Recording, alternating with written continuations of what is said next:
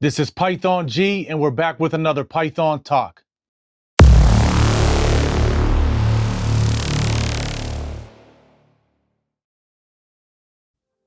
So you're a pet level snake owner, which means you have maybe 1 to 5 snakes, not a breeder that has 20, 30, 50, 100 snakes and does this for a business.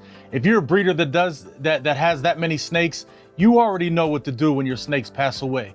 But for the pet level, pet friendly owners who find their snake dead, they don't really know what to do. A lot of times what you end up doing is picking up the phone, calling a Petco, calling a PetSmart, and asking them, what do I do with my snake that just passed away? We're gonna give you a few options that'll help you out, and hopefully if you're ever in that situation, you'll know what to do. Option number 1, reaching out to an exotic vet. So when you reach out to an exotic vet, they're gonna offer 2 different things for you. One, they're gonna offer a cremation service, and then the other thing they're gonna offer is an autopsy. So if you get the cremation, you can keep the ashes, you can have that snake for a keepsake, put it in your house, put it in your snake room, whatever the case may be. The second one, as far as getting an autopsy done, I know what you may be thinking. Why do I want an autopsy done on my dead snake? Now, here's why. If you're a reptile keeper and you have more than 1 reptiles in your home, so for example, let's say you have a total of 3 snakes. One of your snakes dies. You take it to the vet, they offer you an autopsy, you think you don't need it, but you do.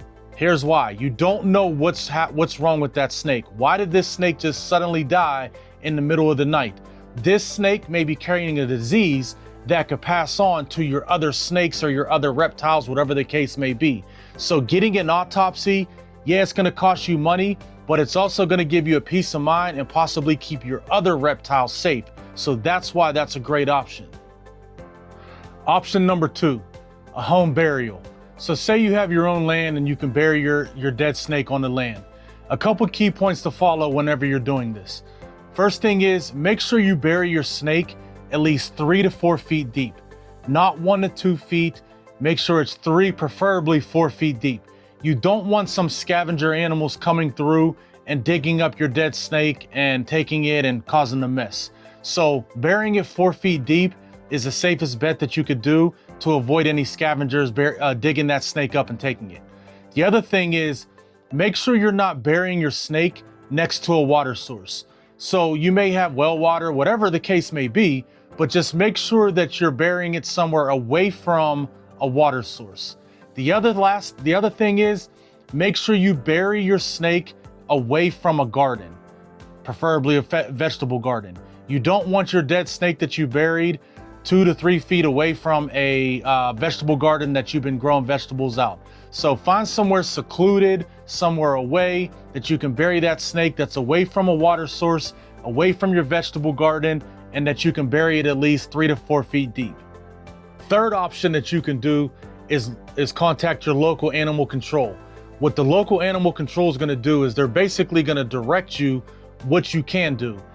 Whatever you do, don't call PetSmart, don't call Petco. A lot of times those places have people that are, kids working, they don't know. So if you're not sure, make sure you contact your local animal control, and sometimes they'll even come out and they'll get the snake for you and take it away. Depending on where you live, they have different protocols. So the third option of contacting a local animal control is not a bad choice to do. So a very important thing that you need to make sure you do, if you walk into your snake room, you look in your enclosure and you find one of your snakes dead, you want to make sure that you take that snake, you put it in a sealed bag, you put it in your freezer. So for example, you come down in the morning, you're checking on your snakes before you leave for work, and you find one of your snakes dead. You may not be able to have time to go bury it, call animal control, reach out to a local vet, and you're thinking, oh my God, what am I gonna do with my snake right now at this moment?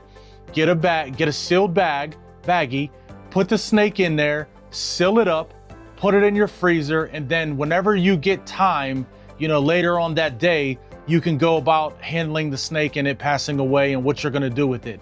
This will prevent the snake from decomposing and having a foul smell and just being overall nasty. So that's very important. That's something that you do.